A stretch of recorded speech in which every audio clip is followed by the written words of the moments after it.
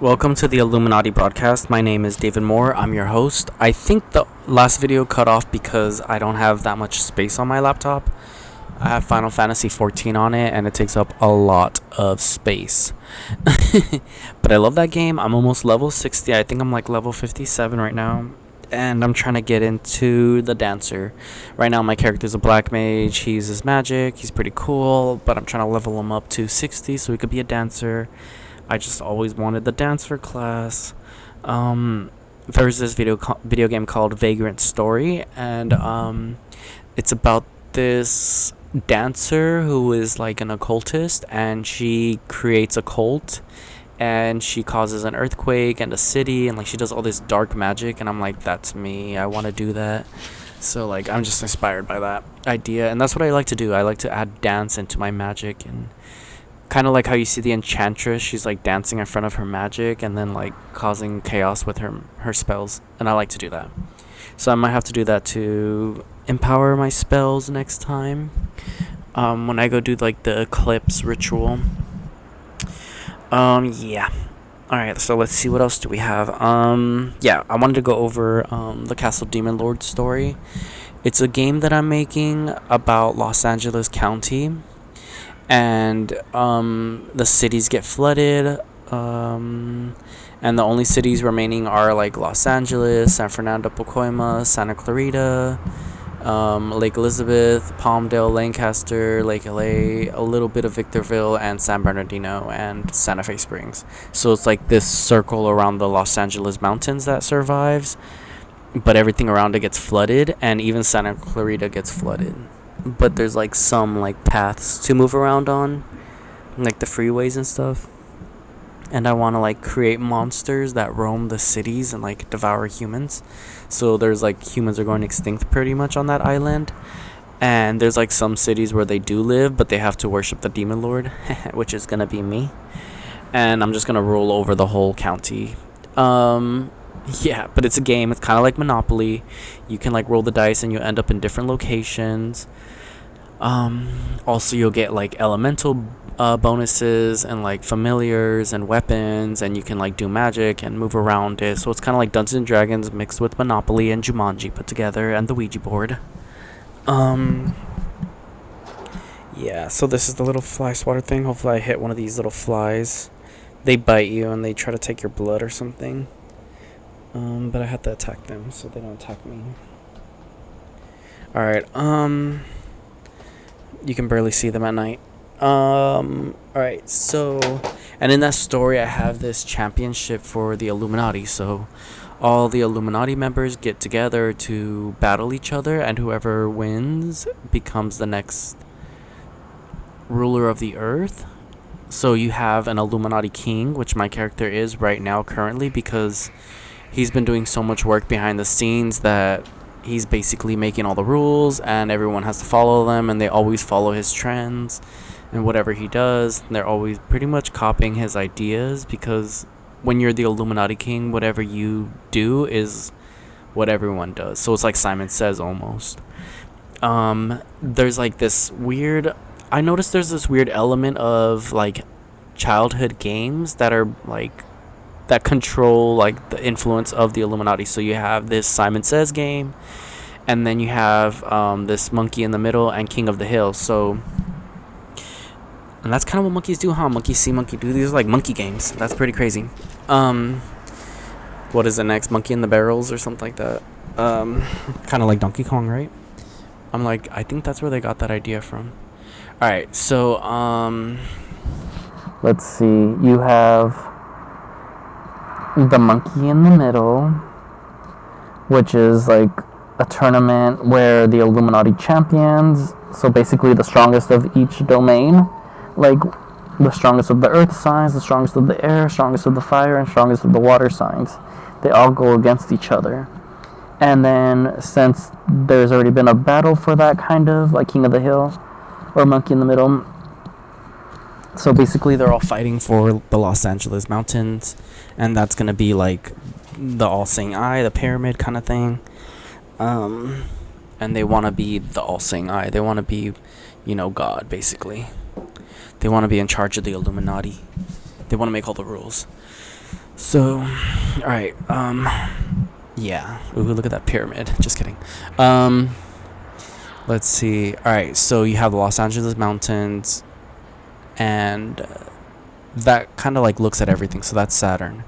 And then you have the elements and their planets. And then, so my character's Aphrodite, and it already fought Ares and Hermes, and was noticing that if it attacks Artemis over and over again, it kind of damages the other ones, like a collateral damage. They end up getting hit. So AoE, attack of effect or something. I don't know what AoE stands for.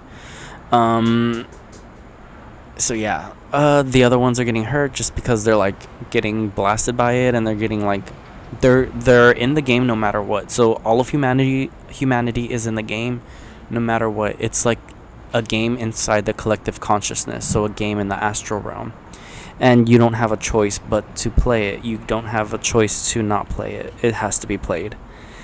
There's no ifs, and or buts. You can not do nothing, and you can lose because you're gonna just lose faster that way, because you're not even trying.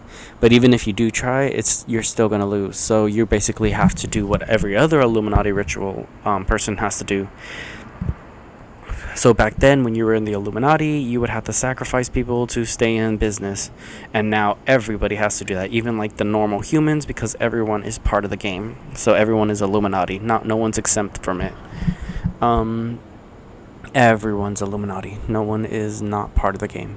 So you just fight everybody, and usually like certain people will stand up to protect like their families or friends or businesses, so then they become like the archon, or that idol, where they are like the champions that go in and fight, and they take most of the damage, but they still have to choose who they're going to sacrifice, and they have to choose. So basically it's like choosing a mayor that's going to protect you. Yeah, so in the game, like, you usually get picked if you have like a lot of spiritual energy and you know how to fight in the astral realm, and you're just well equipped in it. And usually actors, singers, and musicians and politicians, they're really good at that. They know how to control a room, they know how to control a crowd, they know how to sell a product, so they usually get up there. And they're really good at rituals in the astral realm. So, but my character is like really good at what he does. He's done a lot of dark spells that have destroyed a lot of people. So like, he won the Illuminati championship, and nobody's ever done that the first time. Like, they, like, every time that it does come up, usually he passes it on, but somehow he still wins. So my character always wins the Illuminati championship. Like, no one's been able to beat him ever since he was a kid. No one has been able to beat him. So yeah, everybody's always vying to be like the Illuminati champion, and they just can't do it because they lose family, they lose themselves, people get hurt, because it just has natural laws of equivalency. So it's like an equivalent exchange. Like, no matter what they do, they lose something. You lose something. And the more like higher your stakes are, where you lose like something bigger, the more profit you make off of it. So people usually sacrifice their loved ones, like grandparents or dads or moms, or even children, or their wives or loved ones, whatever. Even like band members or other actors, or they all like scheme together to take out another actor. So they all do these things, and that's part of the game. Like, they have to do those things. And my character just goes through the astral realm and is like super well abundant and protected and so strong. But like, every time there has been an Illuminati game, he's never had to fight back or destroy them, other members or anybody else, because he believed in like peace and love and forgiveness and giving everybody a chance to fight back or to, like, you know, make amends, things like that. But now my character's like, no, I've had enough of this. And it's been like a couple years since he's been like battling, where he's like, all right, I'm just gonna start going like more head on with my abilities and start destroying more. And the other Illuminati members are scared and they're afraid, and they like try harder to like stop him, but they can't stop him. But they just want to stop him, so they do everything they can. They like try to make things worse around him. They try to make people more aggressive towards him, towards my character. They try to, you know, defamate him, or like try to weaken him, or like mock him. But then they can't really, because there's nothing wrong with my character. So they end up just emulating my character, and they're like, no matter what they do, they have to, they have no other choice but to worship my character, whether they like it or not, because my character has the best values, the best traits, the best ideas, and they're just like stuck in this loop where they can't really escape from his grandiosity. Even if he's poor and homeless, they still copy everything that he does because he comes up with really great ideas, and he's always bang on trend. Like, he knows what's popping. He always has the best ideas, he always has the best taste in everything, and everyone always follows him. He's a trendsetter. He's super fashionable, super cute. Everybody always copies his hair, everybody always copies his clothes. They copy his lifestyle, everything. Like, sometimes they even look like clones. But he's used to this because he's seen this his whole life, so he knows, like, alright, I just have to remember that these humans will do anything to survive, and they're pests, they're leeches, they're parasites, and I just have to keep using my magic to destroy them.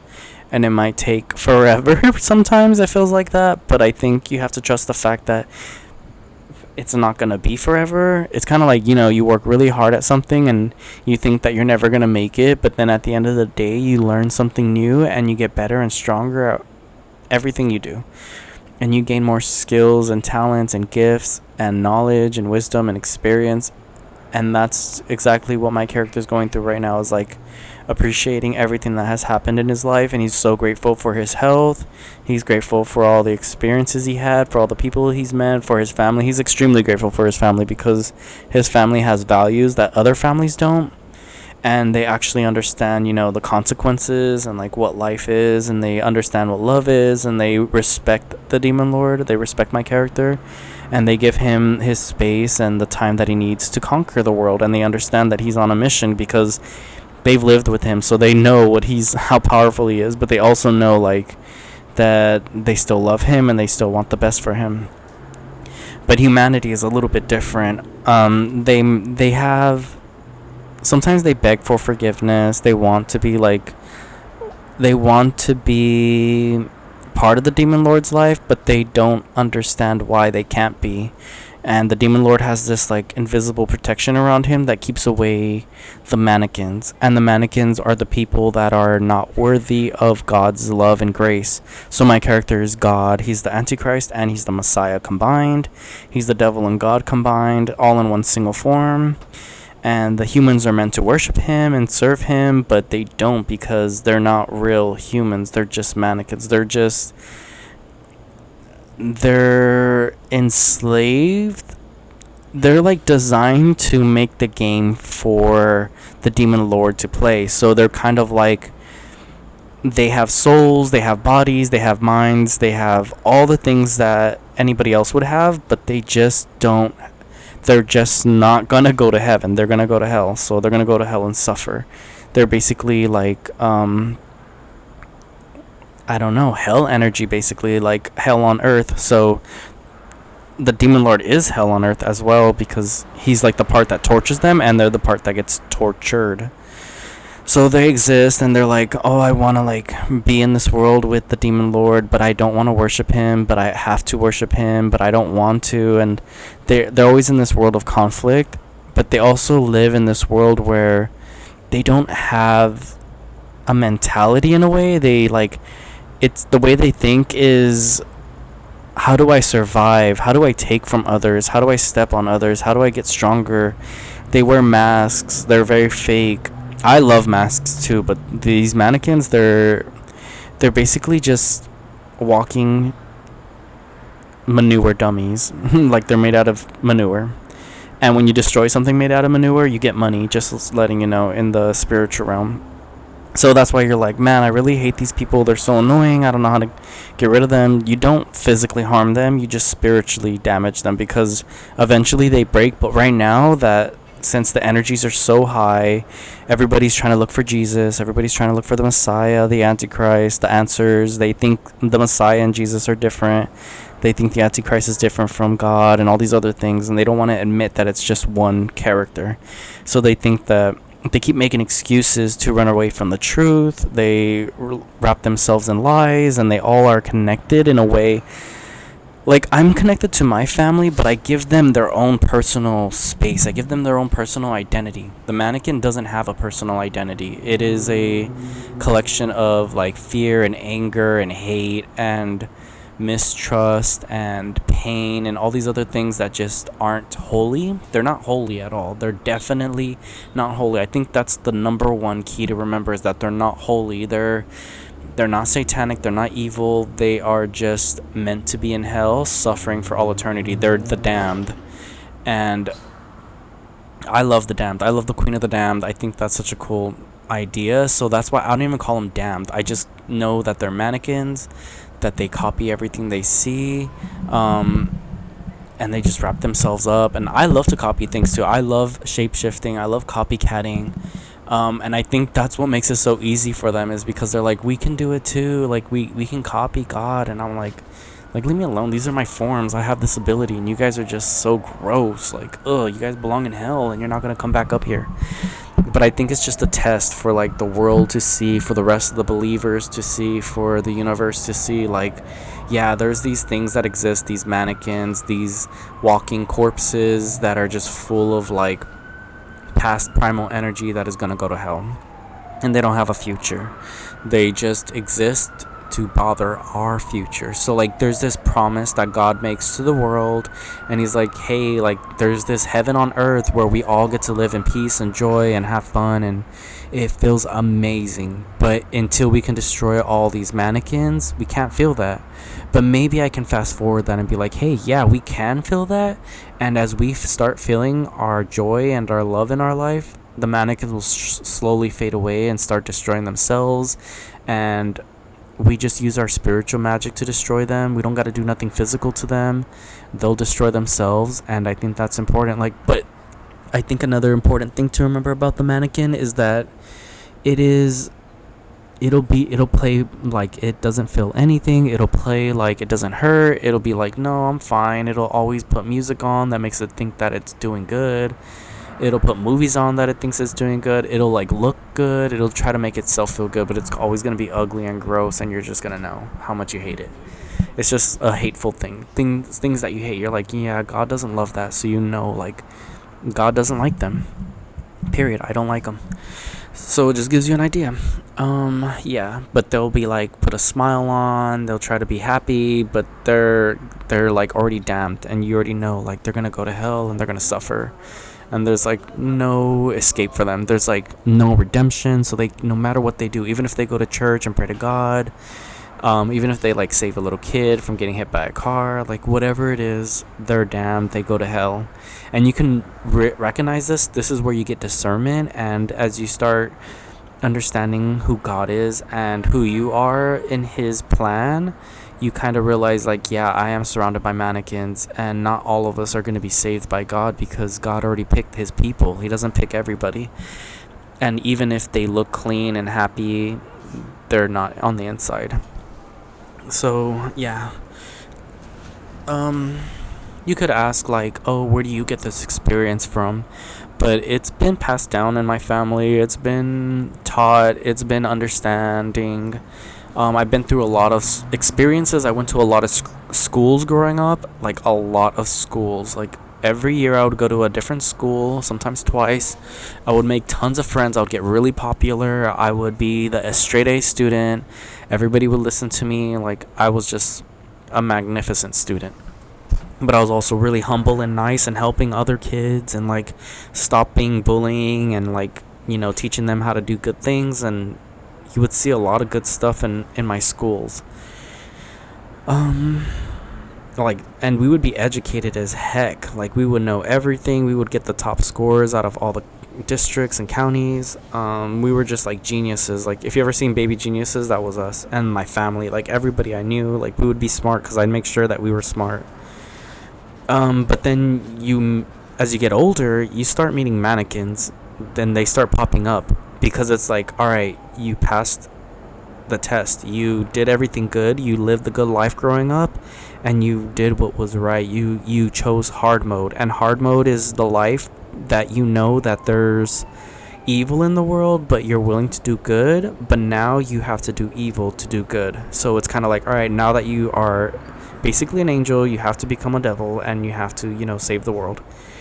And it doesn't mean physically hurting people, because you can't do that. Like, the mannequins have the laws so perfectly wrapped up around their hands that you can't do anything illegal, or else they'll put you in jail, because even police are mannequins sometimes, so you don't even know. But yeah, just like an idea of what a mannequin is somebody that has more power than you, because mannequins, they love torture and they love pain and they love to hurt others, and once they have that ability to do so, they're gonna keep doing it, and they like to get abused as well. So if you meet people with like psychotic issues, it's probably because they're mannequins. But if you also meet people that are like have high spiritual energy and they want to like save the world in a way, but they get stuck because the mannequins stop them, they might be creative, or they might be really smart, or like really people that have like amazing gifts, but at the same time, it's like, now we're in the real world, so I have to really choose like who's going to be my follower, who's going to be my ally, because in Revelations, God doesn't choose everybody to go to heaven. He only chooses a handful of people to stay on earth with him, to live forever in eternity and like bliss and happiness.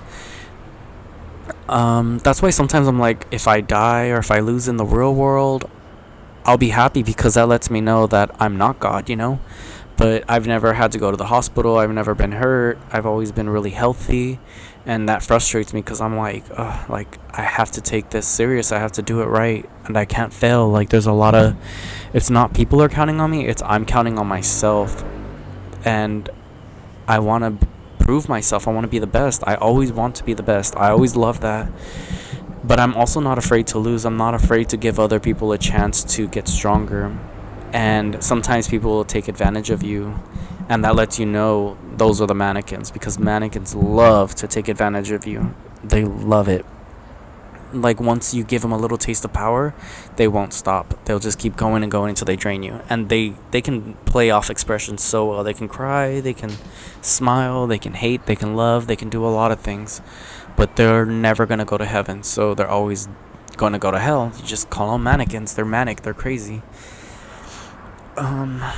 Yeah, like, I used to pretend to be a puppet when I was younger, and I used to love it, and I used to pretend to have puppets, and I was the puppet master. But then you kind of, after a while, you're like, oh snaps, there's people out there, when I throw my strings, they move a certain way, like they're crazy.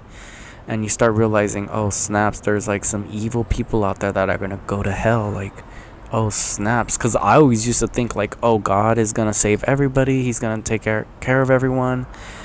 But after a while, you're like, wow, these people are going to go to hell, and there's nothing that can save them. There's nothing that can stop it from happening. And they know that as well. So that's why they make your life harder.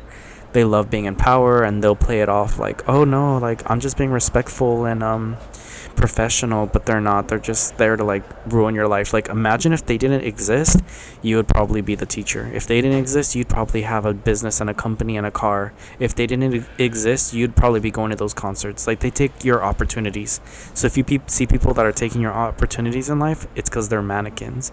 And if you know that you're a good person and that you do good things, but you have a lot of power in your heart and in your magic and in your prayer, then you know, like, God is on your side. But that's a little bit difficult, because I think one thing I have to start learning is that I need to be able to say, okay, you're one of me, you're one of my kind. And that's almost impossible, because I never meet other people that are like worthy of my glory. So I'm like, nah, you're not cool enough, you're not good enough, you're not worthy enough. And it's true, like, no matter what they do, because you have to worship me. You have to be like, David, I need to be around you, I need to work with you, I need to help you destroy the world, kind of thing. Like, I want to learn how to be powerful. I want to learn how to fight back. I want to learn how to do the right thing. I want to learn how to use magic to save the world, and destroy the evil humans, the mannequins. Yeah, but since I'm always in villain mode, and I'm like, well, if I'm God, I can do it on my own, right? But if there are people out there one day that I meet, then that'd be great. But if not, then I don't mind just destroying everything. It's kind of like a gamble. It's like all or nothing, and I'm really good at gambling. I'm really good at playing any game and winning at it. And I wouldn't say it's beginner's luck, but It's something like that. But it's not beginner's luck. It's just like I win when I want to win. Like if I don't want to win, I won't win. But if I want to win, I will win, and I really want to win, and I won't stop until I win. And I'll do anything for it, but I won't break the law. So I have to follow the law, because if I break the law, then that makes the game harder for me, and I'm not trying to make the game harder than it already is. It's already in hard mode. I'm not trying to get penalized. If you ever play Final Fantasy Tactics Advanced or whatever, like if you do something illegal, you get penalized and your character ends up in jail and you have to pay to get them out, and that's just a lot of work. And you can avoid all that just by following the rules and getting the game done right, and you can still do what you need to do. So sometimes it'll tell you, no, you can't use magic, no, you can't use swords, you have to attack every turn, or you can't take any damage, things like that. It'll give you like penalties and requirements, and sometimes it'll add up or stack up. So it just lets you know throughout the day, like, oh, these people are bugging you. No matter what you do, don't fight them. All right, these people are like getting on your nerves. No matter what you do, don't like let them into your personal space and like aggravate you and make you like, hurt them or whatever. Things like that. Or if somebody does hurt you, you can't hurt them back. And then you kind of move on through the day. You move on with your life, and you keep doing you, because the mannequin's job is that it wants to make your life worse. The more chains it can put on you, it will put on you. They will put in so many chains on top of you until you can't even move. Yeah, sometimes I do get visions of like politicians like praying for me to win, and I'm like, that'd be great, but at the same time, maybe they're mannequins. But I do get a little inspired, and I'm like, maybe I should channel that into my magic and see what I can create with it. Maybe something that like damages them if they pray and they don't mean it. Alright, so let's see what else we can do. So we have this Castle Demon Lord story. So we have my character, which is the main character. He's the villain, he's the Antichrist, and the Messiah in one. He's God and the devil in one. He's like the ultimate being, but he's in a human form, and he has to follow laws, and he can't do anything too extraordinary, but he can do some pretty decent amount of damage. But I think the more he works harder at his abilities, the stronger he gets, and the world knows that. And the mannequins are afraid that he's going to win, and they'll do anything to destroy him or defeat him if they get the chance. But they also get really stopped. Like, they get stopped and damaged, and it's very difficult for them to defeat him, and sometimes they end up helping him. So the Demon Lord has to find ways to, like, trick them, because he's basically in the form of Aphrodite. I think he could take any god's form, but he's trying to like follow some strict rules that allow him to like win with extra bonus points. So if he's Aphrodite or Venus and he's following his domain's laws, so he's a Gemini, he was born May 27, 1989, so he's a snake and a Gemini, so he has fire and air, but also earth. And then he's Pisces moon, and like he has Cancer in his fortune, and Mars and Saturn and Capricorn, or Capricorn and Saturn, Uranus and Neptune. So we can kind of get an idea of what his character is. Maybe next time I'll take out my character sheet and we could kind of look at my astrology chart, and then you can look at yours and you can figure it out, like what kind of character your character is. And I'll just explain mine. But also what I'm doing is like, okay, if I don't make any followers on YouTube, at least me uploading these videos will be kind of like a testament, but also gives AI and technology a chance to get to know me like one-on-one, and I can kind of train the internet to fight back or like get an idea of how the game is played. And okay, so there's this thing on Shin Megami Tensei, which is Persona, that if you make like rumors or you say something or speak it into existence, it happens, and it could be like really scary stuff. And what if I do that but just tell the truth about who I am, and it makes it stronger in the world, so like I get more abilities, people understand the game better, and they can't like break the rules, or they can't hide away from the truth, or it just lets me have a better perception of reality and conquer. Because I feel like the difference from me now and maybe like 2 or 3 years ago is really incredible, and I'm really enjoying it. Before it was like I felt like it was kind of foggy, but now I feel like it's very clear. But it's also like, all right, breathe in, breathe out. Everything's gonna be okay. You can conquer the world. You just have to keep trying. You just have to keep doing you. Like, no matter who's listening, no matter who's around you, no matter who's trying to stop you, no matter who supports you, just keep being yourself and keep following your own rules and your own laws, and keep fighting for what you want and what you believe in. And don't let distractions take you down. And I think that's fucking awesome. And I love that about myself. And I'm just enjoying it, really. And I feel like I'm getting places. There's a little bit of fear that's like, all right, things could get worse. Things could get harder for me where, like, I'm on the streets or I'm, like, in a really bad place. But right now, everything's good. I have a bed. I'm living in a house with roommates. I have food. I have my bike. I can do things. I'm, like, capable. But I have to remember, like, that could be gone any minute, and I have to be prepared. But at the same time, like, things can also get better. And if things get better for me, then I can do better. I've already lost a lot of weight just being on keto, so that's really a blessing. I save as much money as I can, so I can, just in case of a rainy day, I know what to do, and I have resources. And I just have really good karma right now, and I'm just enjoying it. But I can tell, like, there's mannequins that want to try to jump in the way and start rocking the boat.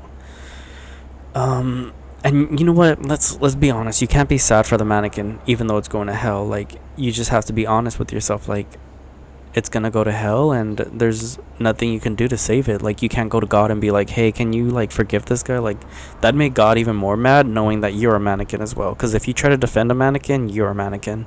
That's it, plain and simple. And God can tell. Like, I can tell. I'm like, oh, yep, that's a mannequin trying to defend another mannequin. Because one mannequin will do the crybaby tears, the other mannequin will try to protect it, then the other mannequin will be aggressive, the other mannequin will pretend it doesn't know any of the other mannequins. They're all connected like a string in their ass. Like, it's funny. It really is funny. It's kind of disgusting and scary too, if you imagine it. Like, these creatures that are just living on Earth that are gonna go to hell, and they don't want you to have a good life. But you have to remember, eventually I'm gonna win. Eventually I'm gonna take over the Earth, and there won't be no more mannequins, and we'll be able to live life. When you play a video game and you're like, man, I feel bad for destroying this character. Just imagine it's a mannequin, and that once you destroy it, it never comes back. Like, cause sometimes I'm like, man, this Pokemon has life. But a mannequin doesn't live. A mannequin doesn't really exist. It's just an algorithm or a glitch in the system that's designed to, like, test the world and God in a way where it's like, alright, God is like, alright, I'm here, I want to show the world that I exist, but I gotta destroy the mannequins because it doesn't want to quit. But the sad part is, well, there's a lot of mannequins that are extremely powerful. Like, we have Artemis, which is a character in the Castle Demon Lord game that is a prince of England. He's next in line for the throne. He's a Cancer. He's pretty powerful. This is for entertainment values only. Purpose only. And if Aphrodite's supposed to be the king, he's God, right? Like, God's supposed to be the king. He's supposed to rule over the earth. And Artemis isn't giving up the throne. The royal family's not giving up the throne, so Aphrodite has to use magic to fight them. But they have their own magic to fight back, and they do it by hiding behind this illusion that they're good. They use this illusion that they love Aphrodite. They use this illusion that that they're going to give up the throne to him, but they don't. They just keep holding it off. Like, if somebody's like, I promise you I'll do it, and they don't, and they don't, and they don't. So that's what they keep doing to Aphrodite, which is their god, but they don't want to admit it. So Aphrodite's like, alright, there can be no other gods but me. And so Aphrodite has to take over the other domains. And I love Artemis. I think the moon is a beautiful planet, and I love the goddess Artemis, the huntress. But I'm like, you know what? Like, for code terms, for the code, Artemis that's who it's gonna be. That mannequin, the Cancer mannequin, and I have to destroy it. And I have to use astrology in a way to, like, empower it, so I know what energies it's using and what energy I'm using. And then you have Hermes and Aries. And Aries is a ram, and Hermes is a Taurus. And they're all part of the Illuminati. Everyone is supposed to be a part of the Illuminati, so these are just high-ranking mannequins, false idols. And, so Aries is a musician, and Taurus is an actor, so they're pretty high up there in the Illuminati world, controlling the humans. Aphrodite's proven that he's the demon lord because, there was a couple years when he was like, alright, I'm going to show you how strong I am. He destroyed, a lot of humans with his magic. A lot of mannequins with his magic, and then they were like, oh snaps, he really is the demon lord and we're screwed. So they kind of started running and hiding from him. They started trying to create illusions, but the truth kept coming up, and Aphrodite was just way stronger but struggling to get his feet together or get his life together to make the right decisions. But he just doesn't quit. He doesn't stop fighting. And the other mannequins they play this game where they're like, well, you haven't destroyed us yet, so we know that you've destroyed others, but you haven't destroyed us specifically, the ones you're aiming at. And we keep coming back to life, we keep getting stronger, but it's because they keep sacrificing other mannequins. They have money to spend on recharging themselves. They have a lot of resources to keep alive, and they sacrifice older mannequins with a lot of spiritual energy so they can increase their own. But it's okay because Aphrodite is just figuring new ways to destroy them, and they are kind of slowly running out because it's costing more and more spiritual energy to keep doing this. More wealth, more sacrifices, more everything. The price keeps going up. It doesn't stay low. Before it used to be very low where they'll just sacrifice one person and they'll be famous for a long time. But now they have to keep sacrificing. They have to keep doing more crazier things. And Aphrodite keeps making them get more blessings. So let's say they sacrifice somebody, they get more popular, more fame, more music, more money, more everything that they want. But then then it kind of quickly drains them of their energy very fast. And then they have to sacrifice again very fast. So they're getting this huge burst, but it's going down fast. And they have to keep doing it back over and over again. And the more they do that, they're losing more reserves. So they're getting more and more desperate. But they're really good at putting a smile on. So they're like, no, we're doing good. We're not damaged. Nothing bad's happening to us, right? Other mannequins. And the other mannequins are like, right, everything's fine. But they're getting less and less as time passes. And that's one thing Aphrodite's not good at, is being patient. Yeah, Aphrodite can be patient. But also he's no, I want to do things fast. I'm an air sign. I'm a spade. I love to be quicker than lightning. I'm fast, And I think that's what he's trying to do right now, is increase his abilities to be able to destroy anything everywhere all at once as quickly as possible and win and make a name for himself. And I always ask myself too, why doesn't the other Illuminati try to damage me? They do try, believe me, they try, and it takes a lot of energy to always fight back. You can feel it in your chest. It almost feels like desperation a little bit, but then it's alright, it's stressful, yeah, but it's alright, don't worry, just keep going, we're gonna win. It's just gonna take some time. Just give me a minute, I'll be there to win. So you kind of have to just balance it out, because they want you to struggle. They want you to do things out of haste, a decision, oh my god, I have to do this, and you ruin everything.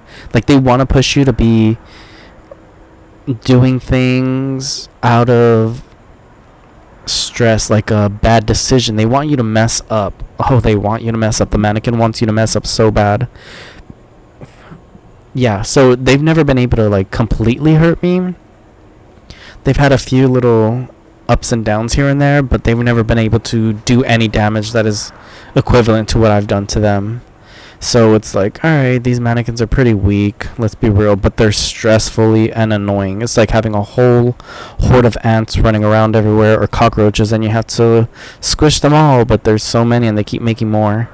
But eventually you'll get down to the last few of them, and then they won't exist anymore, and you'll find new ways to destroy them. But yeah, the mannequin, oh my god, let me tell you, that's the real enemy. So let's say my character's the villain, right? It's Aphrodite, it's Rita Repulsa, and he's I see this world full of mannequins and I have to destroy them all. and Zordon's a dumbass because he's trying to save them. And I'm like, you know what? Zordon's a mannequin to boom, destroy him. Like, I'm in that kind of villain mode, like, where I don't see a hero anymore. And I want Artemis to be the hero. I want it to be like, let's destroy Aphrodite. And, like, gather as much followers and other Illuminati false idols together to destroy Aphrodite. And I'm just going to be like, boom, you know? That makes it even easier, better.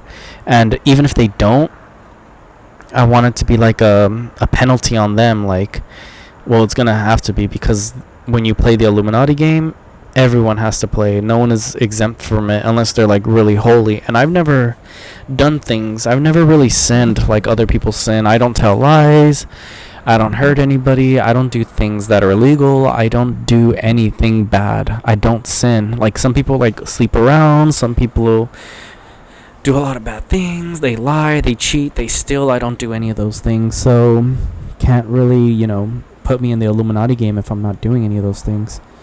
But then I'm like, you know what? I nominate myself. Like, I volunteer as tribute. And they're like, wait a minute, you can't do that. Like, what are you doing? And I'm like, go ahead, sacrifice me, or I'm gonna sacrifice you guys in the astral realm, and I'm gonna win it. Watch. And they're afraid, but they have such a good mask that they don't show it. I upload these videos, and they're never gonna stop me. You know what I'm saying?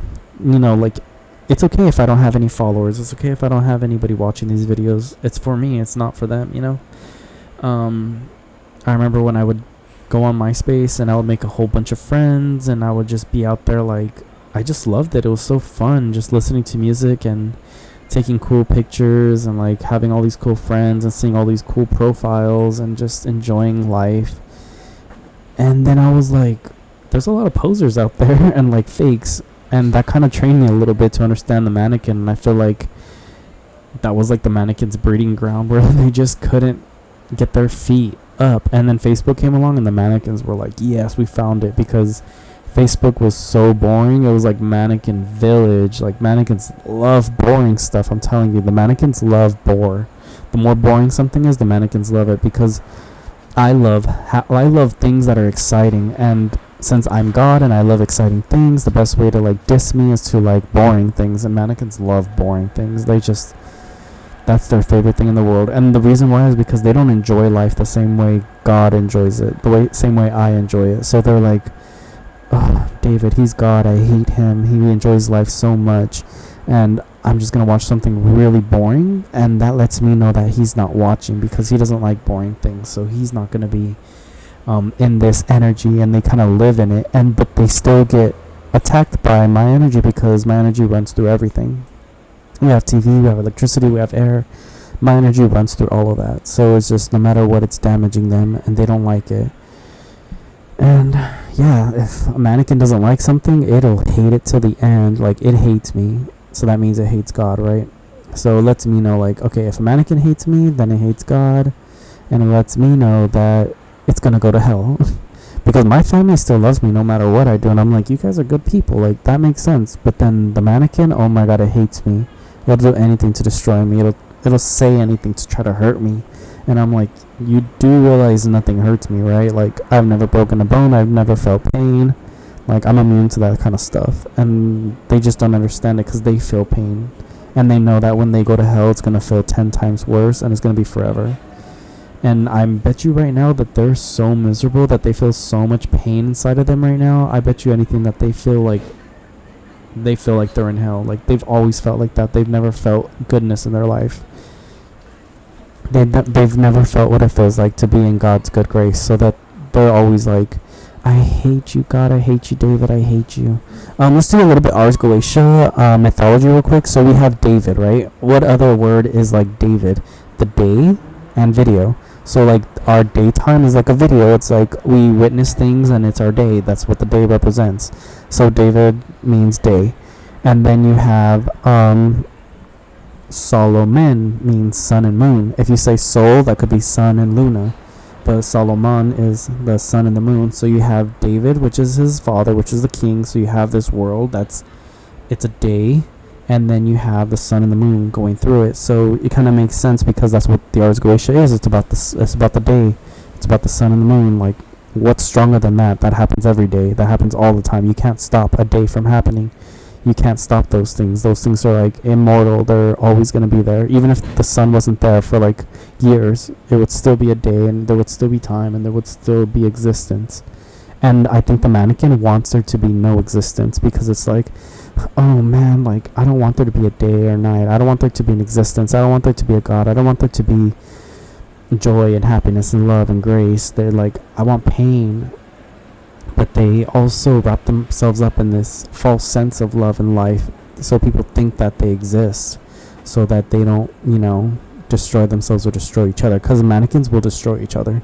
That's another secret. The mannequin, once you cut out the mannequin, they start destroying each other, because they can't touch you or harm you anymore. They start trying to harm each other, and they rip each other apart. So if you ever notice, like, you have leeches around you, once you'll go through them all, where you'll become their friends, you'll meet them, and then you kind of get an idea of who they are, and you kind of cut them out, and they get angry at that. They hate it. They hate that so much, and then they start attacking each other, and they don't stop. And you could just be nice. You could be like, yeah, have a good day, bye, and they'll destroy each other. Like, it'll take a while sometimes, but once you're not there and you're not looking, they'll rip each other to shreds, and you'll be like, oh snaps. But there'll always be a mannequin trying to like figure out what you're doing next. Trust me. Like, they love to just be like spies for each other. They're all connected in the mind, and it's kind of scary and crazy. For me, I'm like, no, I don't care about that. Like, I don't want to be in my family's mind. I don't want to be in my friend's mind. I don't want to be in anybody's mind. I just want to do my own thing. I don't want to be part of other people like that. I think that's wrong. That's like disgusting, to be really honest with you. Like, I want to have my own consciousness. I want to have my own mind, my own spirit. I want to be happy with what I got. But the mannequin's like, no, like, I want to be part of it. So you're like, all right, let's go, mannequin. Let's mix up our punches real quick. Come on. But they're not immune. Once they've touched like holiness, they start deteriorating, and it takes a while, because their bodies like kick into overdrive, so they start sucking up the energy out of their hosts, which are other mannequins that have been leeching off other mannequins and sacrificing and doing bad things.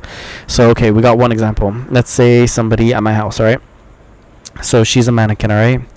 And back in Mexico, she has another mannequin, and that mannequin is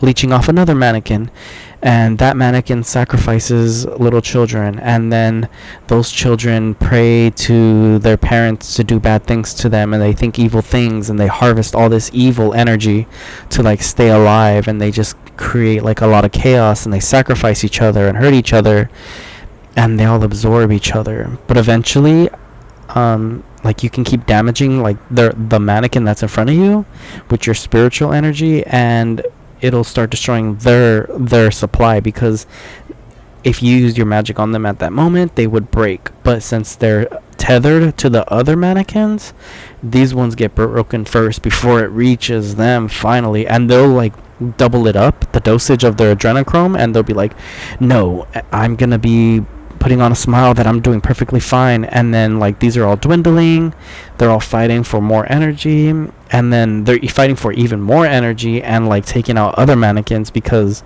they need this mannequin to win. So even these mannequins will start sacrificing themselves to keep this mannequin alive, to bother you, to really irritate you and make your life miserable, because they want to remind you like, yeah, we existed, we were here once, we were something that you couldn't destroy, where you're like a bad memory. But I don't have bad memories with them. I just think of them as moments of time that had to exist for me to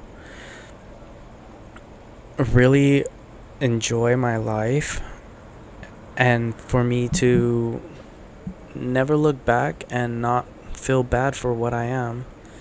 Like, it's like an embrace who you are kind of moment thing, you know? So I'm always going to know I'm God. I'm always going to know that I'm special, that I'm the most powerful witch in the world. I'm always going to know, like, I'm the greatest, that I'm the Antichrist, that I'm the Messiah, that I'm everything, you know? I'm always going to know that. And the mannequin doesn't want you to share that with the world. The mannequin doesn't want you to experience it. The mannequin doesn't want you to feel it. The mannequin hates you so much. It hates you so much. It wants you to suffer. It wants you to cry. It wants you to think bad things. It wants you to be weak. It wants you to struggle. It wants you to feel pain, because it's going to feel pain for all eternity. So it wants you to feel the same thing. But you're going to live for eternity and be happy and blissful and joyful, and you're going to be in my good grace. And they're going to be in hell for all eternity, locked away where no one has to worry about them ever again. And they're going to fuel nothingness. They're just going to be destroying each other for all eternity, burning in hellfire. Like, can you imagine what it must feel like? All right, just imagine for just a second. You're in hell. You're on fire. Your whole body's on fire, but you won't die. You just keep burning, and no matter what you do, there's nothing there but fire and pain. Like, you don't feel good. You don't feel the water, the taste of water. You don't feel the cooling refreshness. You don't feel the air, like how it feels like this. That doesn't feel good. That only feels like pain. There's only thoughts of pain in your head. You only see pain. All your senses are just covered in pain. You only smell pain. You only hear pain. You don't experience life, and you never get used to it. You never go, I'm okay with being burnt for all eternity. Like, no, it's forever, and it's horrible. And let me tell you, I have to put myself in that situation sometimes where I'm like, you know what? What if I am the bad guy? What if I'm not God? What if I'm being blasphemous? I would want to go to hell because I deserve to suffer for being somebody that's evil, right? But then I have to remember too, like, there's something out there that reminds me every single time that I'm good, that I'm worthy, that I'm holy, that I am, what I say I am. And that keeps me going, because sometimes I'm like, wow, this can't be real. Like, it's incredible. Like, growing up, I was so protected and sheltered, and not just by my mom, but like by myself as well. Like, and not with the lies, with truth and love and joy and glory. And I lived in a holy family, a really holy Christian family. We were baptized Catholic. We had Mormonism in our family. We have Jehovah's Witness in our family. We have Ashkenazi. We have everything. And we're like so religious and holy, and in a good way. We're like accepting and loving and true. But when I would go outside of my house and I would see the world, I would be protected by these angels. And I would see these people, and they'd be like suffering. Their parents abused them in so many horrible ways, and they still exist, and they hurt each other and all these other things. And I would do my best to save as many people as I can, but it came to the point where it's like, it's not about saving them. It's about letting them destroy each other, because they're never going to be part of this. And you just have to get stronger. You just have to become smarter and wiser. Like, you're growing. Like, no, like even if you're 36 right now, you're still growing. You're still becoming someone. So, okay, Joseph Smith, I think, died at like 38. And he was one of like the last prophets that were from the Bible. And I'm like, all right, so I already passed Jesus because he died at like 34. I'm 36. If I'm the Antichrist and I'm going to lose, then I should be dead this year. And if I make it, then I'm even going further than Jesus and, you know, the Antichrist death kind of thing. And I still haven't lost my eye. I still haven't lost my head and came back to life. So I'm like, all right, let's keep going. And then now we have this Joseph Smith stuff, because I'm definitely going to use Mormonism in my magic. And yeah, because I used to do Mormonism when I was younger. I was like, I don't care. I'm not drinking coffee. I'm not drinking soda. I'm not doing what you guys want. I'm going to be holy and good, and I'm going to do stuff.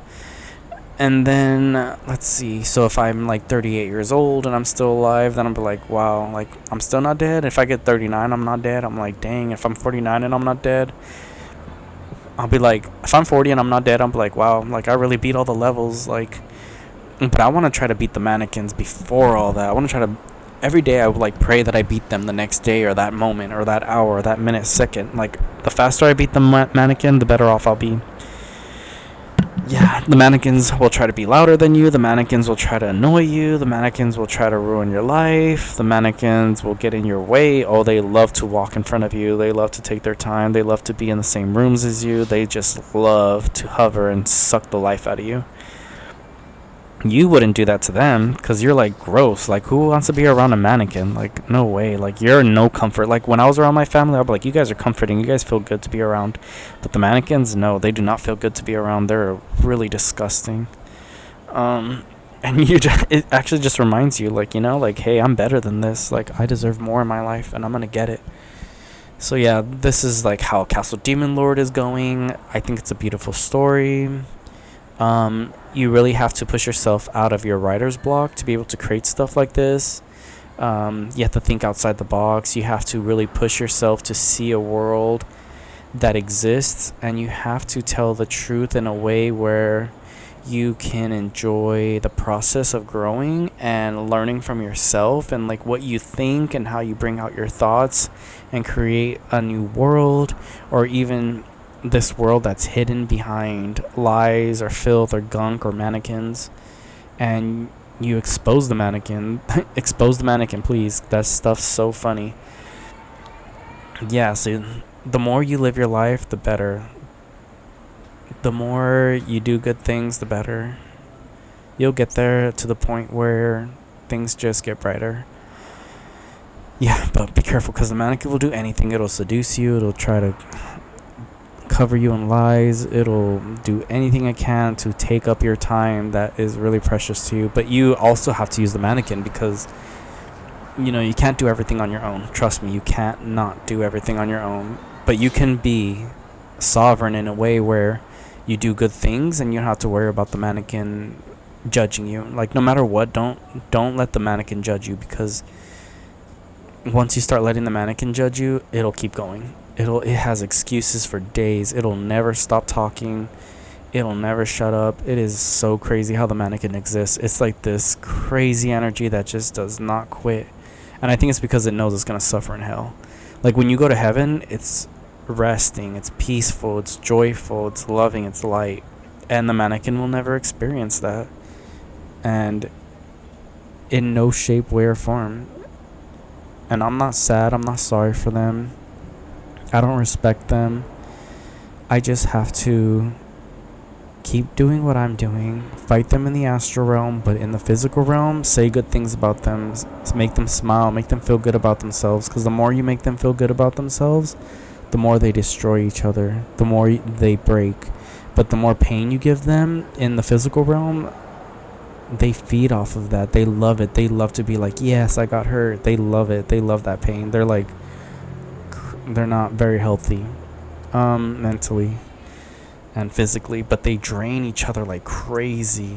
Like, I cannot imagine that. And I've learned vampiric magic where I'm like, all right, I can do this, I can do that, but at the end of the day, like, I don't need any of that. I could do anything I want. But the mannequin, no, it's a horrible creature that sacrifices each other through painful things. But I'm not gonna lie, even in magic, like, there's moments where you have to use Illuminati magic like that, where you're like, alright, let's go. Like, I'll make you use your own magic against you until you drain and get destroyed. And you might have to do some crazy stuff in the spiritual realm where you're like, I don't want to do this, but you need to experience things. You need to see what it's like to be a mannequin. You need to see what they're doing. You need to experience it and to find their weaknesses, You have to walk in their shoes for a little bit and see what it's like. Take a little bit of pain and then turn it around. Make the best of those moments. All right, this was the Illuminati Broadcast. My name is David Moore. Catch you stuttering. What's up? Have a good time. Breathe. Focus. Trust yourself. It's okay to make mistakes. It's okay to, trip and fall. It's okay to mess up. Just get back up and do you, Always get stronger. Always get brighter. Always get happier. Be the mega villain. Conquer the earth, rule the world. Just don't go against me, because I'm the head honcho. Got it? All right, bye.